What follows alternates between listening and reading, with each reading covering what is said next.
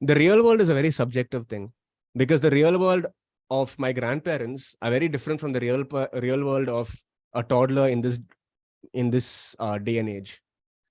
So now, how do you define what a real world is? But heuristics is there in everything. Like even if you look at the lift, right, in your apartment, you have all your heuristics there. 5th floor is visibility of system status because your lift moved up. The buttons over there has user control and freedom because I can choose if I want to go to the 3rd floor, the 1st floor, the ground floor. You have flexibility and efficiency of use because you can either just wait for the lift to close or you can hit that close button and it will close faster before the timer runs out. You also have that emergency calling, and it says like the load should be this many kgs and anything beyond that will trigger the alarm. And also there's another system status when the lift is crowded, right? The lift starts beeping. No, that's not really visibility, but it does give you a certain system status. It could also help with the recognition rather than recall because I'm able to hear it. I am able to recognize that this beeping sound says, hey, somebody get out because the lift is full. Heuristic, I mean, all these things would sort of help you stay laser focused to understand if your website supports these experiences. And every website, every really good website will have all 10. Like I spoke about a few of them in this particular screen right now. Even you can even see the same thing here. This has visibility system status. This has helping users recover and diagnose. This has help and documentation. This has flexibility and efficiency of use because I can, forget password. Let's just take one more example. This is one of my favorite examples, the Tinder thing. Okay.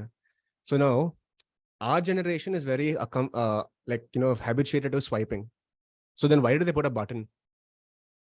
Older people who grew up in a world of button-based devices would be more comfortable pressing buttons than using their thumbs. And if you noticed, like when the touchscreen phones started coming in, before Apple, when the touchscreen phones started coming in, they were still very button-based. They were buttons on a touchscreen. So if you wanted to zoom into a photo, you couldn't just pinch zoom. You would have to hit plus and click that plus multiple times to get to where you want, and then sort of use left and right arrow to navigate, just like how it was on a button phone. And then Apple came and just demolished the entire thing, and they added patents for every single thing, and that's how they flew.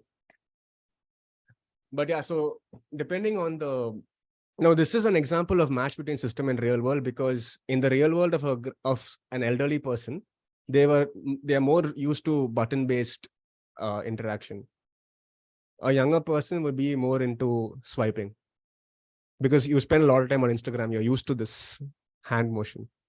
A person who's older would be would prefer the button-based design, because if you've seen my dad use his phone, he does this.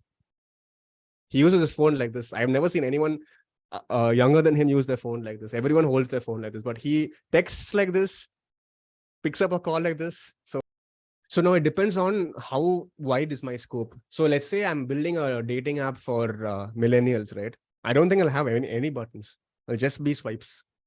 So the heuristic, that's why the beautiful part of this thing is it's remained unchanged since 1994, because these things keep adopting and adapting into the ways people use products.